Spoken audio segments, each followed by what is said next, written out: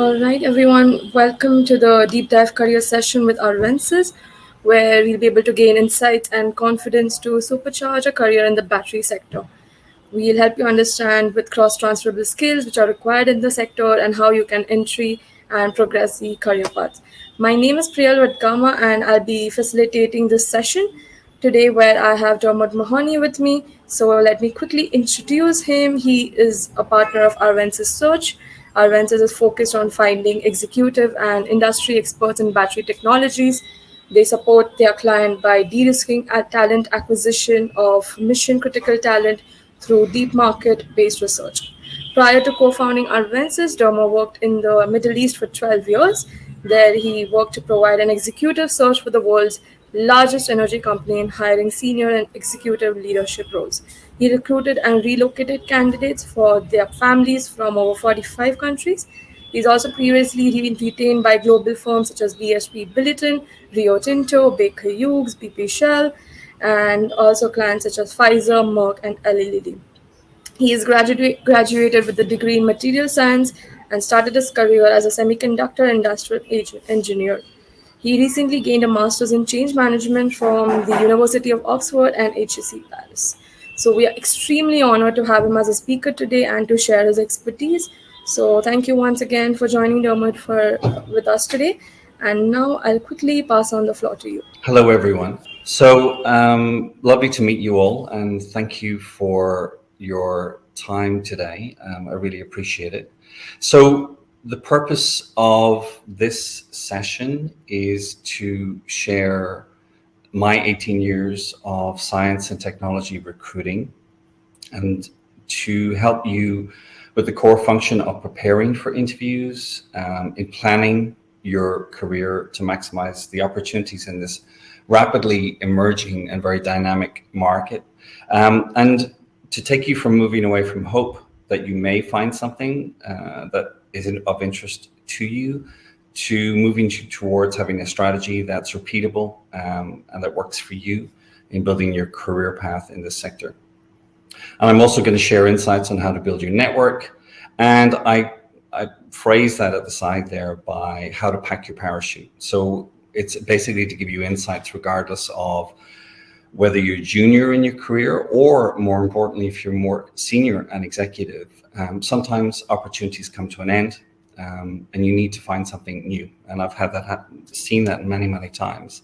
So how does one build contingencies? How does one build redundancy and other options in your career path? So this is going to be a two-part session. It's going to be focused on how to grow your battery sector career. And I'm going to give you, I'm presuming there's probably two audiences here amongst our peers here today. And they're divided up into those that maybe are going for interviews in the next 2 or 3 weeks or the next 2 or 3 months. So I wanted to share tactical advice that's immediately deployable. And that would be, say, interview preparation for either an external interview or, if you're going for an internal job, perhaps an internal promotion. And then the second body of work that I wanted to cover is strategic in terms of how do you plan for what's relevant for you at your point in your career for the next 3 to 5 years. How do you make that horizon as broad and as interesting for yourself as possible? And then the floor will open up toward the latter part of this session, where we'd love you to contribute by asking questions. You can mail those in. And that will cover a range of topics, which may be about your career, how to update your LinkedIn profile, how to make it rich, how to be found. And some sample questions might be these, right? Just to seed your mind. How to get found by companies like some of the ones that you've seen today. How to get found by recruiters like me. How do you get onto an executive board if you're at that mid-level stage of your career, or if you're more senior and executive, but you want to take up and broaden your exposure and contribution back to the sector, either as an executive or non-executive role? What skills are in demand and why are they in demand? If you're working internally for promotion, how do you get a pay rise? How do you elevate your profile? How should you ask for one? How do I move from the career track that I'm on, which is quite technical? I want to move into leadership. How does one do that? you want to study a master's or you want to go forward in your learning and development, can your company perhaps pay for that or co-contribute to that, and what's in it for them if they do so? And how do you relocate internationally? If you're coming up to your resignation, how do you do so in a way that's mindful? It's a graceful departure. It works for both parties, and it leaves a respectful disengagement for both parties. This and a whole lot more, and we'd love to hear questions from you. So who am I? Priyal gave a wonderful introduction. Just to reconfirm, originally material scientist, graduated in '96. I was a real geek at school. I loved the science, the physics, and the chemistry of what I studied in that. After coming out of university, I worked in the semiconductor industry, both at the back end and the front end in the clean rooms and so forth, and then worked as an industrial engineer and served clients who had manufacturing facilities near where we were, including Apple, Dell, and Microsoft, and walked the factory floors of those industries. So I grew up literally before and during high school, and then after graduation, walking production lines. I had my own engineering business for many years in Ireland, and then realized that I liked people more than machines. So 18 years ago, I left the engineering world and stepped into recruiting. And sought to bring my technical and engineering skills to a sector where I could be quite niche and specialized in helping scientists and engineers to work in industry. So I worked across life science, pharmaceutical, biotech, mining, energy generation, transmission, construction, and climate technology now. And I worked across the world in Ireland, France, the UK, the US, Australia, and then 12 years up till recently in the Middle East. A lot of what I did, particularly in the Middle East, was recruiting in the range of about 150 to the 1 million euro compensation mark, and attracting and bringing in talent of that level and caliber. And recently graduated with a master's in change management from the University of Oxford and HEC Paris. And now I'm a partner and co-founder with Arvensis Search, which we are global talent advisory. Only focused on serving those companies that are in climate technology. So let's get into it. Growing your battery career. Again, as I mentioned, let's talk about being tactical in getting you ready if that's something that's of interest to you in the next couple of months.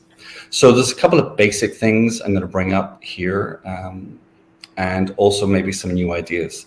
So I'm going to cover 4 topics: preparing for an interview, telling your story, and I think that's the single most important skill that anyone can develop and practice before you go in for an interview, and I'll tell you why in a minute.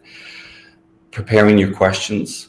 The quality of the questions that you ask is a reflection of the quality of your thinking and your motivation and interest and your ability to research. So they really reflect the quality of who you are and what you want to know from the interviewers when you meet with them.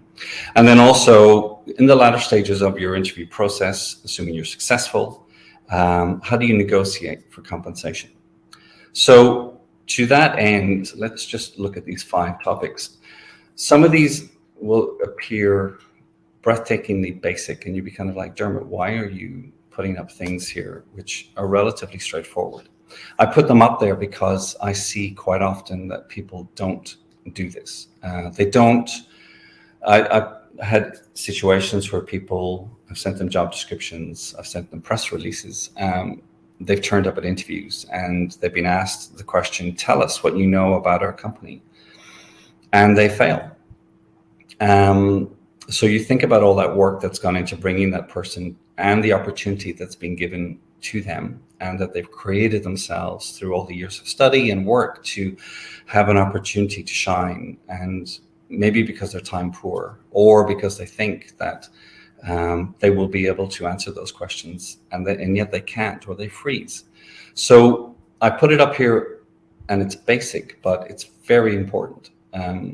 Researching the company website, researching the products, the services, their history, how they've grown, the story of what they're trying to achieve, their purpose.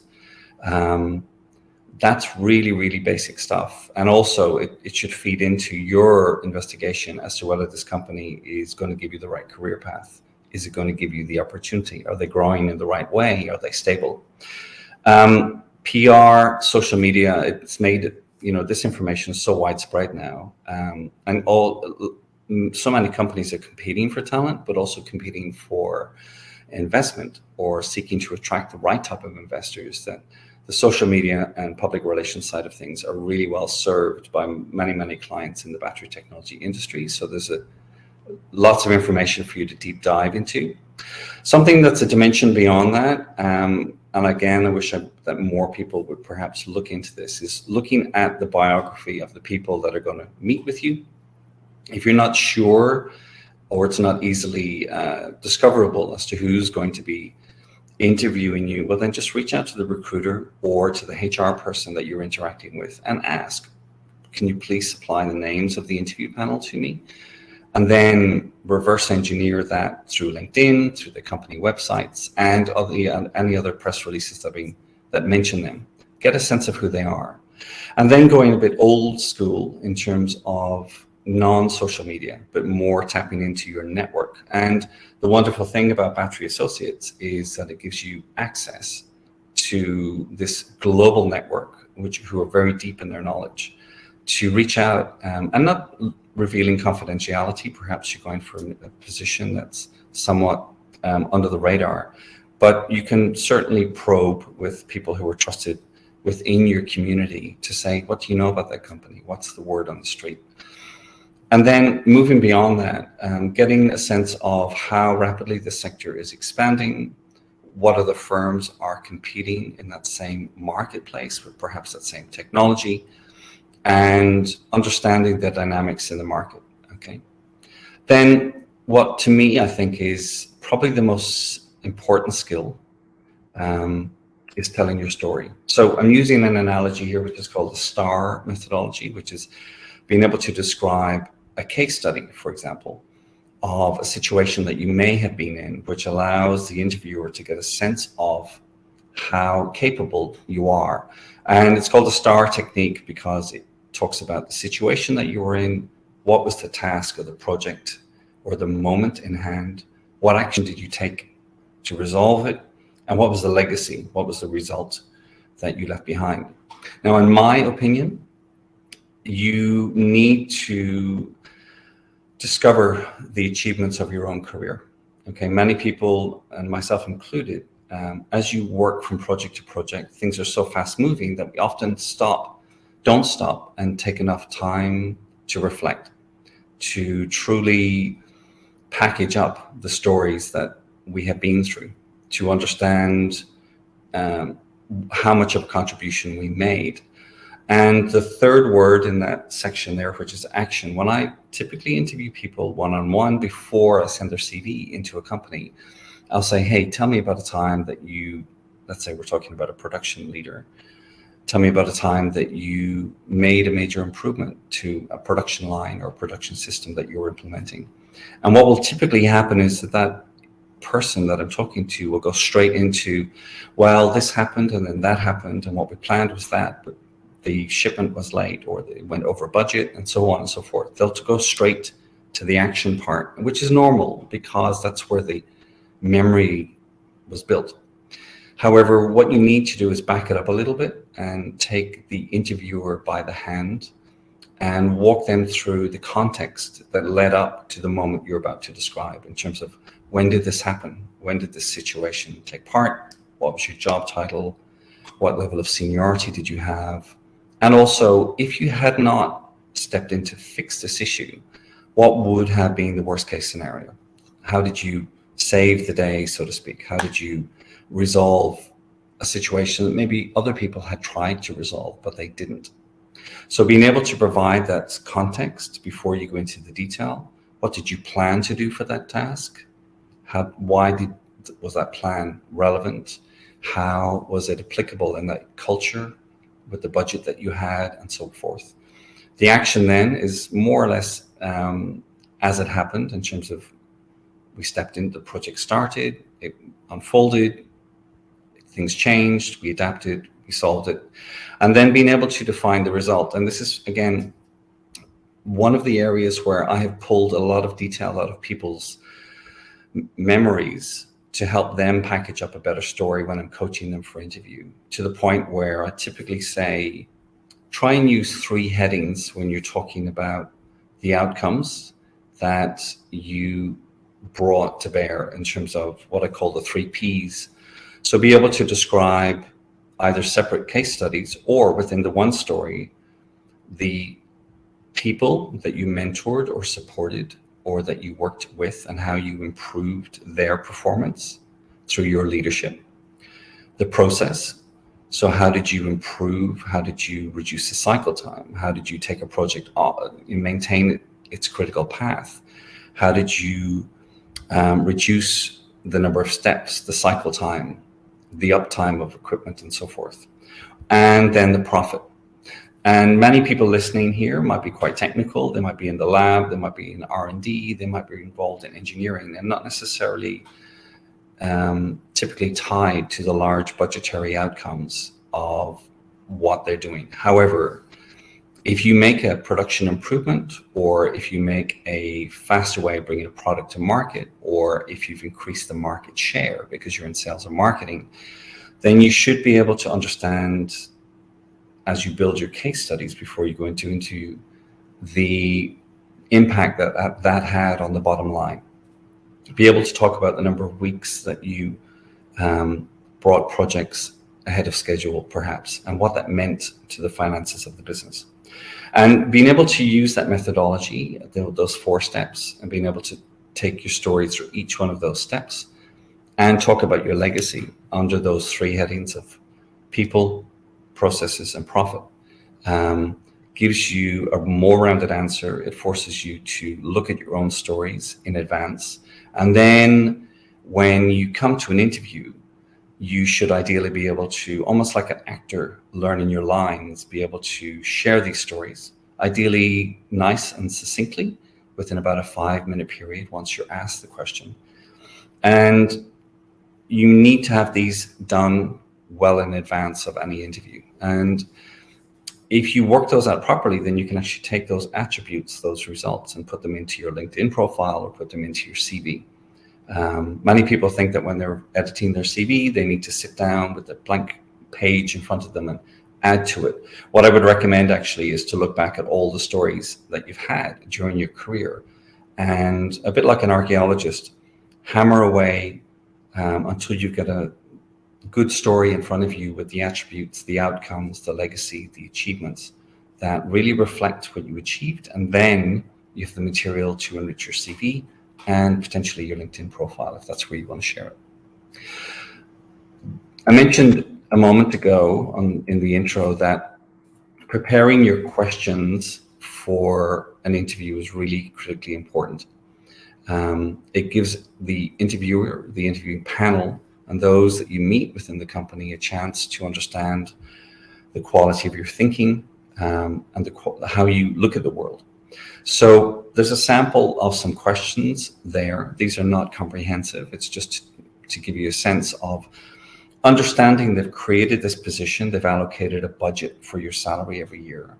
In return for that, they need you to solve a problem, right? They need you to take responsibility for a body of work.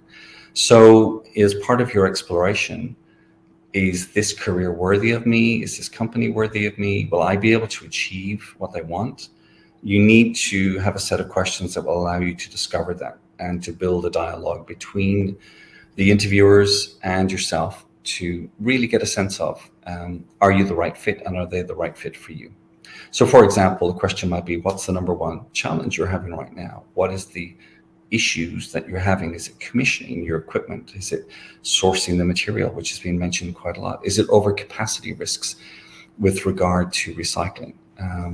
So depending on what your job is it hedging the finances of acquiring those materials, or is it the commissioning and the planning cycle? What is it that you need to know as a professional, regardless of your discipline? Asking an interviewer, what does success look like in a year's time or in 3 years' time if I do this job really well, is often quite revealing. It's a good question. I like it. Also understanding the history of the position. Is it a new role? Is it a role that someone has vacated?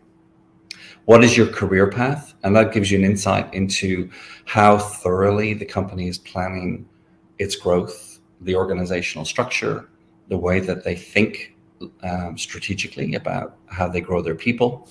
And then also getting a sense of what the company culture is, right? How do things get done around here? What happens when things fail? How do you learn from that? How do you move on? How do you reflect and grow and integrate that wisdom? And there's many other questions out there, but that's just to give you a sense of what I recommend typically that my candidates think about and then formulate their own questions. In terms of negotiating your compensation, so my colleague Julia will be speaking in a while about the salary levels that exist within the battery sector. We've gathered this data previously. We're gathering it at the moment right now. She's going to give you an early view of that. So reading that report and contributing to it as well will give you an access to it. You'll get a sense of where you are in amongst your peers with respect to what you're earning. So when it comes to negotiating, you need to obviously understand that if you're going for promotion or if you're taking on a lot more responsibility, will that compensation be enough for you to feel valued given these additional responsibilities? And then also keep in mind that not all compensation is purely monetary. Some of it can be give and take. For example, can you work from home sometimes? Is there work-life balance? Is there the option to work perhaps 8 days a fortnight or something like that? Is there the opportunity to take unpaid leave at some point? If you have an ambition to continue your learning, and based on our previous survey, the vast majority of people that took part, even though there were so many people with PhDs and masters in very deep subjects related to this sector, pretty much all of them said that they wanted to continue their learning into the future and acquire more knowledge. So it's obviously a very critical topic, an important topic to the people that I'm speaking to right now, to you. So seeking a way to have a win-win with your employer to say, hey, look, okay, you can't offer me the salary that I'm looking for. However, here's a compromise. I have this master's in mind, or I have this specialization that I want to take. Is that something that we could do together, right? Because it's in your interest if I have that knowledge. It's in my interest to continue to grow my career. The other area to look at is, are there conferences that happen or industry groups where you can go to network, deepen your knowledge, and bring that knowledge back to the company for the benefit of both you and your employer. And some of those international conferences, in terms of going in person, may be something you'd want to keep in mind as well. In terms of moving on from the tactical to more strategic career planning, so in terms of looking at the window of planning for the next 3 to 5 years, I'll cover that. I'll go into that in a moment. I also want to give you ideas about deepening your knowledge within the battery sector in a way that works for you and that you can continue to do so. It's also a way for you to give advice. I'm going to give advice on seeking mentors, and also when you reach that critical point in your career that you have enough knowledge to share, how do you give it back?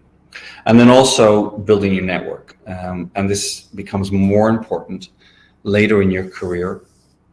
When, at senior and executive levels, finding new opportunities can typically take at least 6 months and sometimes up to 18 months to eventuate.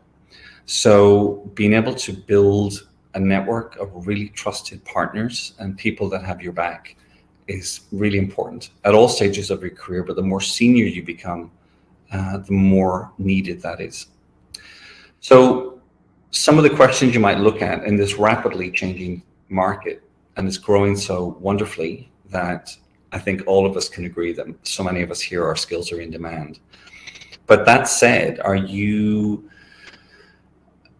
anticipating how much it might change in the next 5 years? If you look back 5 years ago, what technologies, what assumptions were you working off? Were you even in the battery sector then, right? And again, from some of the surveys that we've done historically, many of the people that are in the battery sector weren't in it 5 years ago. And that's at all levels of leadership and junior levels as well. So if we forecast 5 years from now, what do you anticipate? And if you're not sure about that, then that's where, if you can't answer that question, then that's probably an area that you need to research in order to be able to satisfy that question for yourself. What tech is emerging? All right. There's a lot of machine learning, for example, that's emerging within battery chemistry formulation, discovering new formulations, new ways of combining materials, for example. From the production and quality assurance point of view, there's a lot of excellence that's emerging in the digital recognition and AI systems for quality checking. In terms of recycling, we've had some talks about that. So it's really about you looking at what really interests you and what would you be open to. But the other side of it too is to step into, if you don't have enough knowledge to really get a read of the market, well then expand your network. And again, talking about Battery Associates, that's part of the beauty. Being able to reach out, get that current knowledge about how quickly this market is expanding, what dynamics are occurring. With the demand for materials right now, there's so many more chemistries that are emerging, which are working without cobalt, reducing their nickel demand, maybe reducing their copper utilization. So that whole side of things is rapidly evolving. And then how will that impact you, say 5 years, 10 years from now? And also, what are the emerging qualifications? I think all of us are reading so much and seeing so much out there about sustainability, circularity, ESG. ESG is not the realm anymore, or the pure responsibility of those who are the ESG managers in a company. It's not the responsibility of those in finance anymore. I think a lot of us at all levels of organizations need to be fluent and more familiar with the impact that has on our business, our job, and our career. So getting qualifications in that, for example, might be of interest.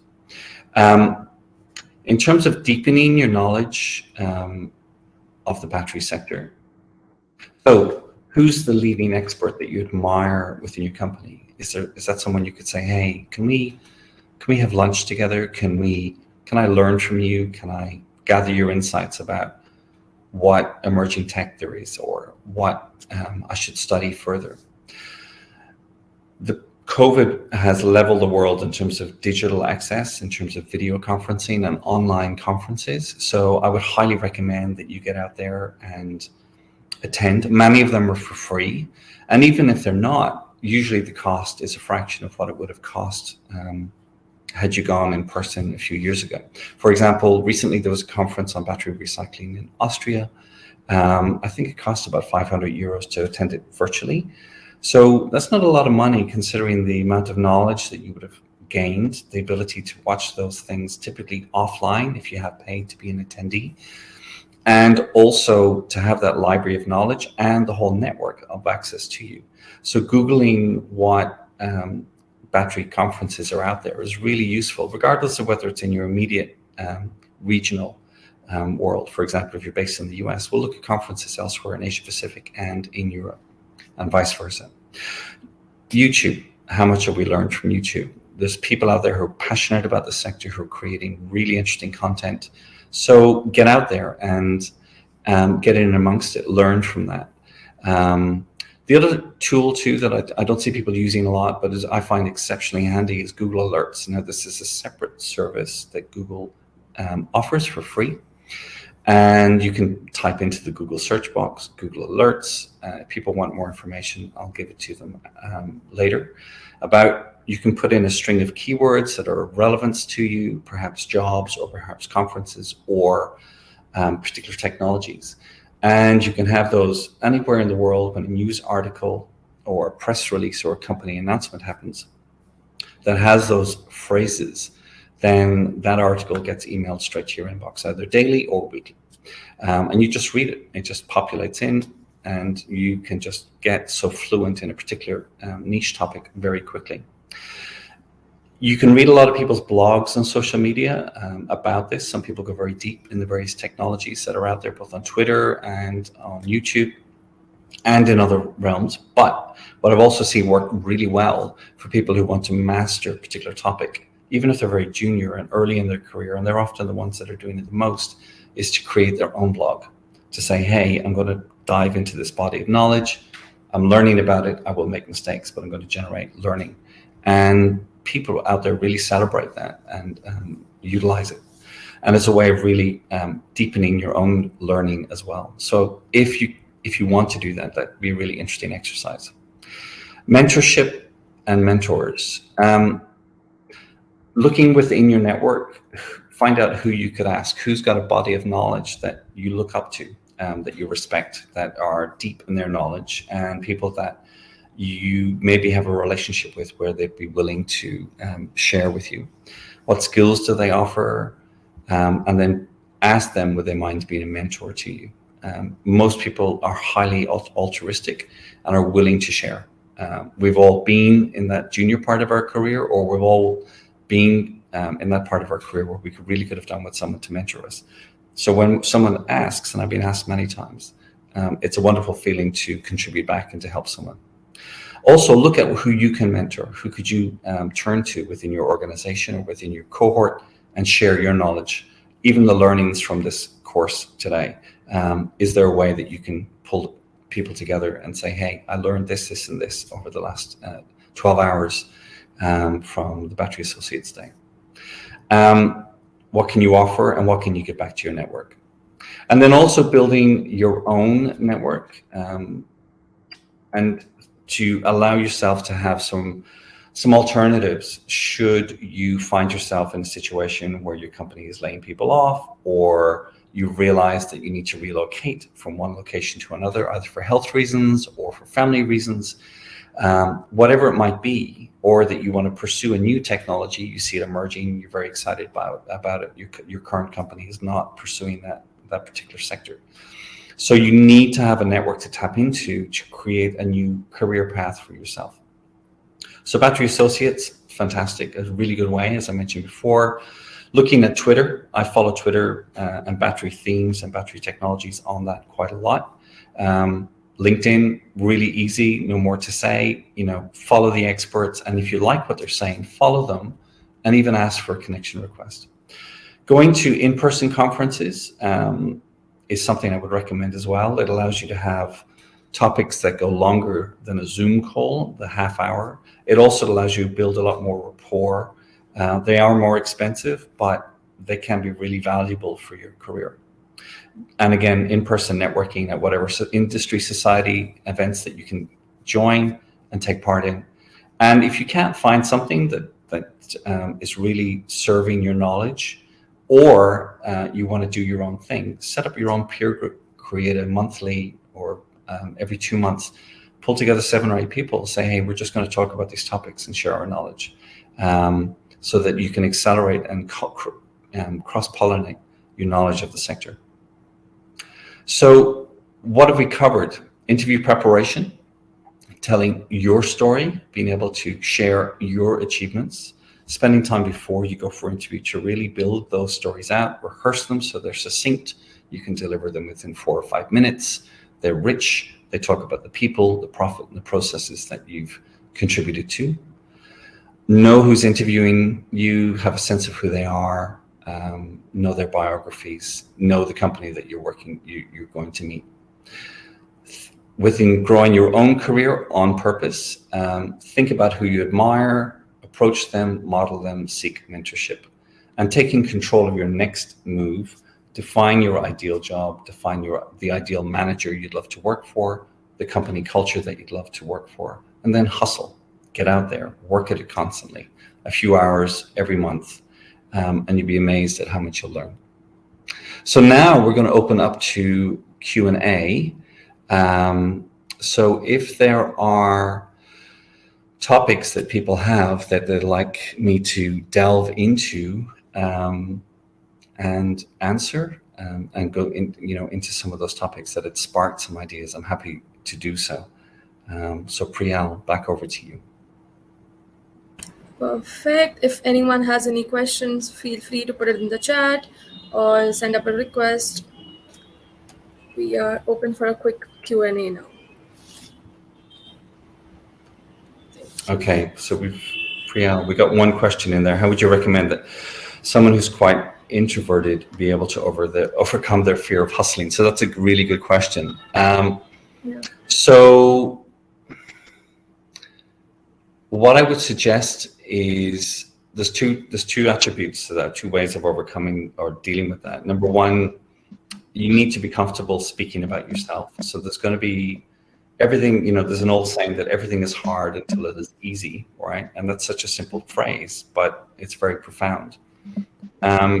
So at some point you need, one of the hardest skills that people have is reaching out to a stranger, reaching out to someone that they don't know to ask for help. However, it's probably one of the most powerful skills you can have. So I wouldn't necessarily say if you've got a fear of hustling, acknowledge it, but try to work your way through it. That said, maybe pulling together a group of like-minded people, like I mentioned about creating your own brain trust, where you share ideas and you build up your knowledge of the industry and awareness of what's happening. Approaching people and the fears of approaching people that you may not know gets lessened if you build a relationship with those people. So if within your own company you feel intimidated by perhaps talking to senior leaders, well then maybe work your way through the organization. Start at someone who's maybe a level or two beyond you, and then ask them, could you have a coffee? Could you ask for their help and advice? And that's within a more perhaps safe environment rather than maybe doing it to external people. And if you do that enough times, you might get to the point where you're more comfortable. You see that even though you were nervous beforehand, you get such a positive outcome out of it that it's worth pushing through that fear. I hope that answers your question. That's great. That's very insightful, I must say. Ajit, do you have a question for us? If you would like to speak up.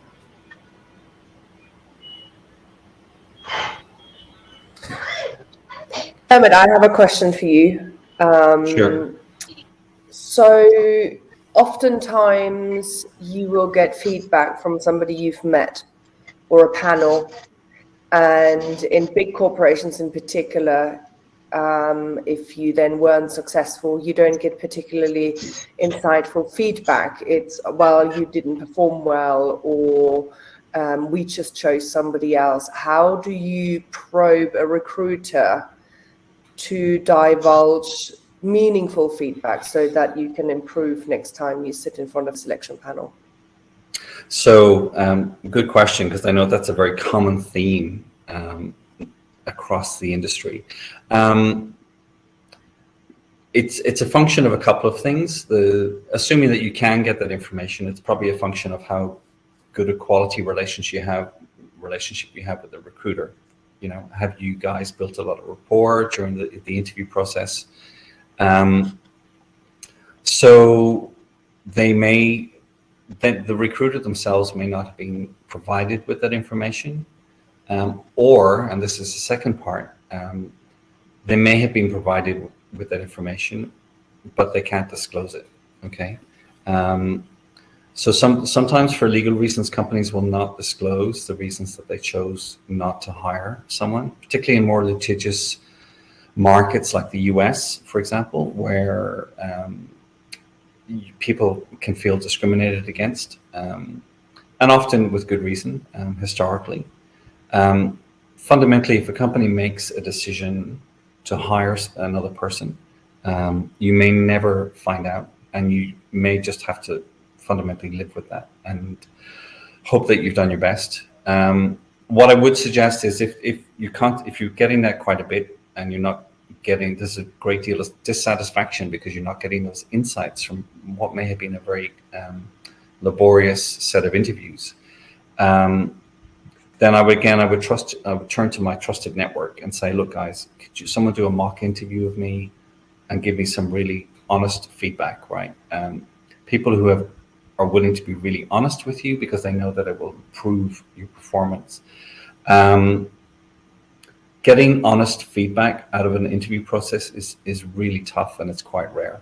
So I would say that typically you may not ever learn from that.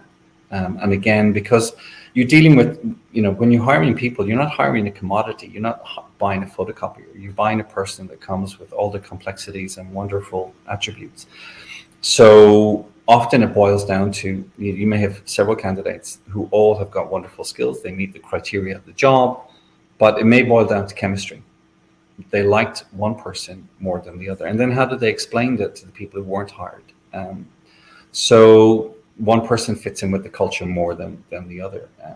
And again, that's very hard to disclose, again, because it usually invites a lot of questioning from the candidate if they do disclose that.